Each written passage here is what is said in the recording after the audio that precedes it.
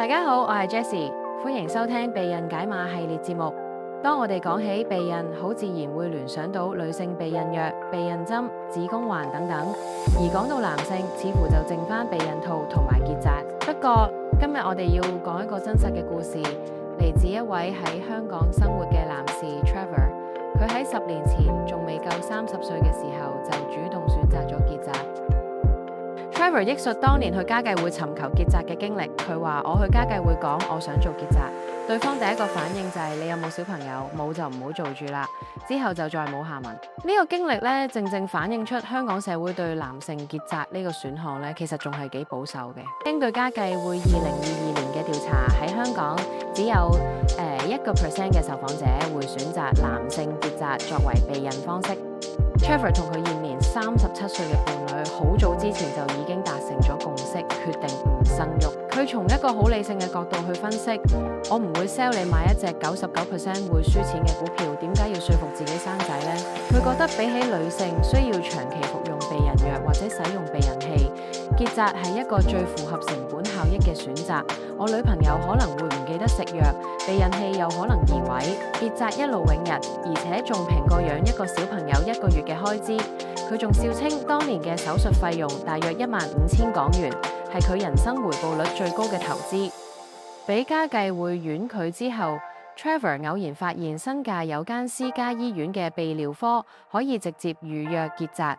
醫生主要只係確認佢明白結紮不可逆轉，1個鐘頭內就完成評估並預約手術。手術當日，醫生簡短說明步驟，成個過程只係30分鐘。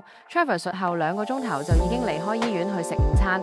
佢話恢復期短到難以置信，第3日已經完全唔痛。如果有人問起，我就話搬嘢拉親大髀。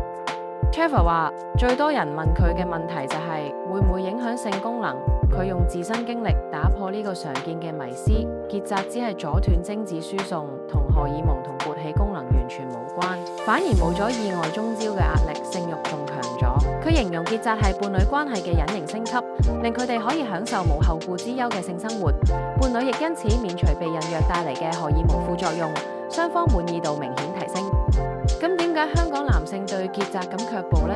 Trevor 指出核心問題，佢話中國人社會成日將生育能力同男性氣概掛鈎，結婚幾年冇小朋友，親戚就會問係咪唔得？佢反問現實問題養兒防老，你照下鏡先，你每個月俾幾多家用，同父母食飯係咪真係開心？佢認為與其依賴仔女養老，不如儲錢請人。Trevor 亦都觀察到香港嘅結紮服務依然停留喺唔宣傳、被動等詢問嘅狀態，令好多想做結紮嘅男士難以獲得相關嘅資訊。Trevor 嘅經歷揭示咗一個被社會忽略嘅事實：結紮唔單止係醫療選擇，更係對生活自主權嘅理性規劃。好啦，今日避孕解碼嘅節目就講到呢度，你哋對男性結紮又有咩睇法呢？歡迎留言同我哋分享，下次再見。